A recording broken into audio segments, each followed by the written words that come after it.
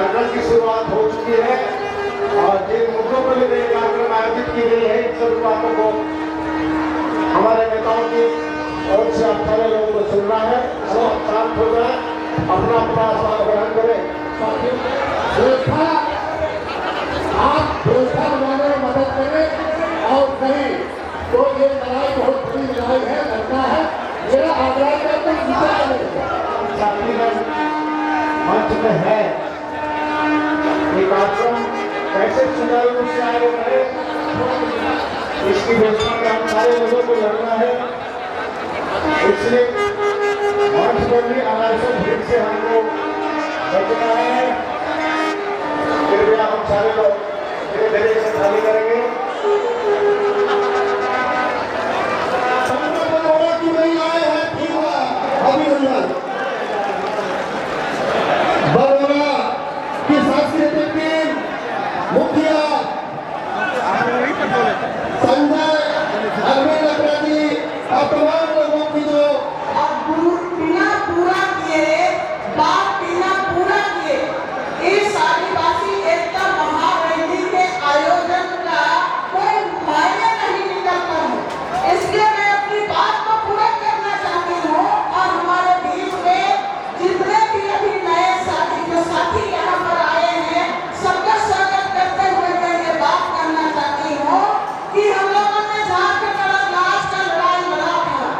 झारखंड आपको मिल गया है, लेकिन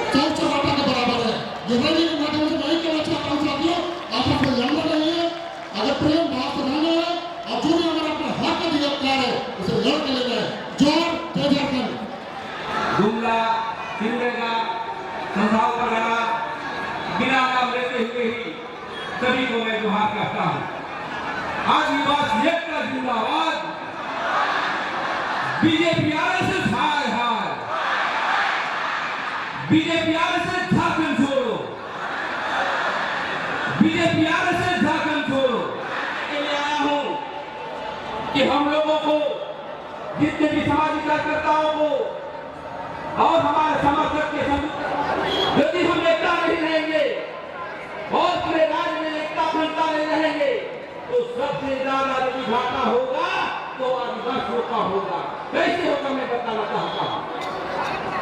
हमारी सबसे पहले आदिवासी आरक्षण का समाप्त हो जाएगा, हमारी पार्टी सूची का वायलेशन होगा, समाप्त हो जाएगा और सबसे बड़ी चीज को हम लोग विधायक करते हैं, हम मुखिया बनते हैं, जिला परिषद बनते हैं, ये समाप्त करते हैं। इसलिए बीजेपी जानता है कि आदिवासी दारू है पीता है, इसलिए तो जरूर करना और दारू न चुराओ और तरीके से संविधान को संशोधन करो ताकि आदिवासी समाप्त हो। के नाम ला करके आदिवासी का जो प्रथागत कानून है, सीएए कानून है, सरकार नियम है, कानूनी सूची है, तो एक मुसलमान करने का चरित्र है तो आदिवासी का सामना रहेगा, न ईसाई रहेगा, न हिंदू रहेगा, न आदिवासी रहेंगे। ये इसका प्रारूप किया जा रहा है। इसलिए मैं कहना चाहता हूँ साथियों, ये बीजेपी आरएसएस ये आदिवासी का जन विरोधी पार्टियां है और उसके समर्थक आज उसी भी दल पर जन विरोधी पार्टियां है। ये कभी नहीं जाएगा गाँव में इसको दौड़ा दौड़ा के मारो, धनुष उठा के मारो, लेकिन झारखंड जो है बर्दाश्त कर देगा। ये हम कहते हैं। समय से पीछे जाकर देखा जाए तो पिछले 10 साल में हमारे जंगलों को लूटा गया है, हमारी जमीन को बंजर किया गया। अगर जंगल जमीन से हम बेदखल हुए तो आदिवासियों को स्वतः अपने गांव और अपने राज्य को छोड़ने के लिए मजबूर होना पड़ेगा। मैं समझ सकती हूँ आप सभी इन बात से चिंतित है और असल में इन ताकतों से अपनी जमीन और अपने लोगों को कैसे बचाएंगे। और यही कारण है आज हम 32 जनजातियों में से एक भी व्यक्ति के मन से हम पूरे भारत में मरंगोद के जयपाल सिंह मुंडा जी के द्वारा कहे गए इन बातों को सच में बदल रहे हैं। शिल्पा कहती है आदिवासियों को लोकतंत्र सीखने की जरूरत नहीं है, आप लोगों को आदिवासियों से लोकतंत्र सीखने की जरूरत। ने जो मांग रखा है मैं इनको पढ़ता हूं। एक सबसे बड़ी मांग जो है सरला धर्म कोड को केंद्र से अविलंब पारित किया जाए। ताली बजाइए आप लोग सब। पेशा के तहत आदिवासियों को उनके वन संरक्षक कानून में ग्राम सभा को ताकतवर बनाना होगा। आने वाले दिनों में सबके लिए चुनौती है। पिछले 20 साल में झारखंड में डीएमएफटी खान का पैसा, खनिज का पैसा, फंड का उपयोग झारखंड के सरकार के द्वारा जो किया जा रहा है उसको सार्वजनिक किया जाना, बताया जाना चाहिए। हम सभी आगे कहती हैं शिल्पा, हम सभी यह आज मांग इस पटल से करते हैं। मैं आप सभी को बतलाना चाहती हूं, यह जंग सही और गलत का जंग है। यहां उपस्थित एक व्यक्ति को अपना अपना जंग लड़ना होगा, सबको लड़ना होगा। आपको आज निर्णय लेना होगा कि क्या आप उन तोड़क ताकतों के साथ हो या फिर आदिवासी एकता को जो कमजोर कर रही है उसके साथ है। यह निर्णय लेना होगा। जो आदिवासी समाज को एकता में लाते हुए मजबूती से उनके अधिकार के लिए लड़ रही है, क्योंकि जोड़ने की राह आसान नहीं है। वे कहती है ये राह भगवान बिरसा मुंडा, सिद्धू कान्हू, चांद भैरव, बुद्धू भगत के संघर्ष की राह है और आपको निर्णय लेना होगा। हम सभी किस राह में चलते, ये संदेश ने दिया है। जोरदार ताली के साथ उनके आज संदेश का हम लोग स्वागत करते हैं। जोरदार जोहार। यहाँ पे आदिवासी राजनीति की शुरुआत हो रही है। जो आदिवासी एकता को तोड़ने का बात करेगा उन सारे लोगों को झारखंड से उखाड़ के हम लोग फेंक देंगे। ये पहला मेरा संदेश है। दूसरी बात मैं ये कहना चाहता हूँ, हमारा आदिवासी एकता को क्यों तोड़ा जाता है, क्या मेरे तोड़ना चाहते हैं? साथियों, ये सिर्फ और सिर्फ वोट के लिए नहीं है। ये हम इसलिए तोड़ना चाहते हैं कि वोट लेकर गद्दी में बैठेंगे और हमारा जल जंगल जमीन को, हमारा पार्टी वाली सूची को, हमारा खनिज संपदा को सबको कब्जा करेंगे, पूंजीपतियों को देंगे और हमारा आदिवासी पहचान, अस्मिता, भाषा, संस्कृति की सबको नष्ट करना चाहते हैं। ऐसी ताकत को खदेड़िए। इनको आपको एक एक को चुनौती देना पड़ेगा, एक एक को जाके खदेड़ना पड़ेगा। आपको एक भी मैं बताना चाहता हूँ, चिंतनीय विषय है, झारखंड में आज तक 12 मुख्यमंत्री बने, 11 आदिवासी बने, उनका कार्यकाल पूरा क्यों नहीं होता है? एक आदिवासी का कार्यकाल पूरा हुआ।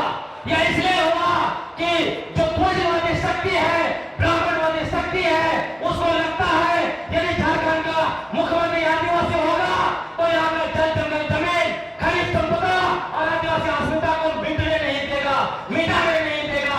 इसीलिए ये ऐसे करते हैं। ये बहुत बड़ी साजिश है जिसको आपको समझना पड़ेगा साथियों। तीसरी बात मैं ये कहना चाहता हूँ, आदिवासी एकता को तोड़ने के लिए हम लोगों को कुल्हाड़ी पकड़ा जाता है। उस कुल्हाड़ी का नाम कभी धर्मांतरण के रूप में आता है, कभी आरक्षण के रूप में आता है, कभी डीएसपी के रूप में आता है।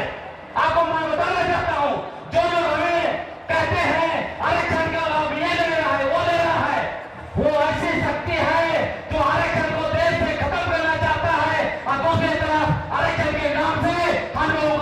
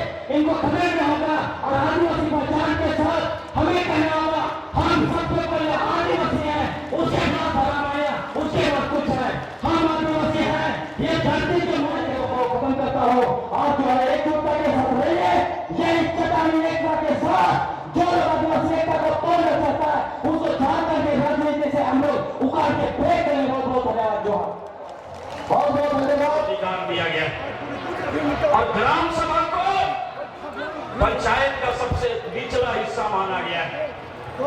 गांव में हमारी समाज व्यवस्था है, उसको कानून का अधिकार दिया गया है और उस कानून के अधिकार के जरिए गांव की रक्षा ग्राम सभा करेगा। ये संवैधानिक अधिकार ग्राम सभा पेशा कानून के तहत हमको वो अधिकार मिला है ताकि हम अपनी सामाजिक पारंपरिक व्यवस्था के जरिए समाज का संचालन कर सकें। हमारी जो समाज व्यवस्था है, इसके अंदर में सोच है, इसके अंदर में जो लोकतंत्र है, उसके अनुसार हम अपने समाज को चलाएं। इस राज्यपाल को इस आदिवासियों के शासन और प्रशासन की जिम्मेवारी दी गई। और उस राज्यपाल ने क्या किया? आदिवासियों की चुनी हुई सरकार को गिराने की कोशिश की, उनको बदनाम करने की कोशिश की, उसका दुष्प्रचार करने की कोशिश की। तभी हमारा रूढ़िवादी समाज व्यवस्था, हमारी पारंपरिक समाज व्यवस्था बचेगी और हम संविधान के तहत देश में विकास के रास्ते पर आगे बढ़ सकेंगे। साथियों, उपस्थित है कोयल कलावजन संगठन के लोग आए हैं, नेताहात फिल्म फायरिंग से लोग आए हैं, विस्थापन संगठन से लोग आए हैं, सामाजिक और सांस्कृतिक संगठन से लोग आए हैं। हम लोगों ने एकजुट करने की कोशिश की है। इस ताकत के जरिए हमारे साथी रैली में भाग लेने के लिए आए हुए हैं। मैं उनका मंच की ओर से हार्दिक हार्दिक स्वागत करता हूँ, अभिनंदन करता हूँ और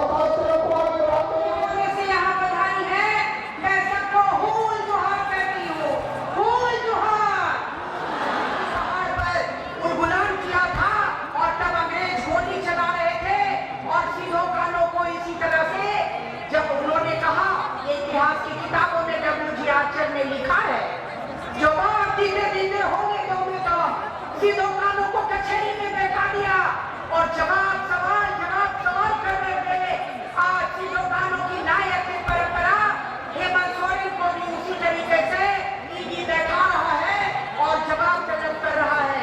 साथियों, ये घोर अन्याय है। ये अंग्रेजों से भी बुरी सरकार भारतीय जनता पार्टी और आरएसएस की सरकार है। साथियों, समय कम है, मैं बोलना चाहती हूँ। देखिए, ये जो मुझे कल नीति की रिपोर्ट लेकर आई हूँ, लगातार भारतीय नीति से बात हो रही है कि क्या बात है कि कांग्रेस की सरकार जब थी 2000 फरवरी 2009 में ये भाई doctor Bhalchandra Mungekar planning commission के मेंबर थे और उन्होंने ये रिपोर्ट लाई। साथियों, ये रिपोर्ट में लिखा है, जो प्रभाकर जी कह रहे हैं कि पूरे देश के आदिवासी इलाके में कोई भी केंद्रीय कानून पारित नहीं किया जाएगा, कोई भी सेंट्रल कानून को लागू नहीं किया जाएगा।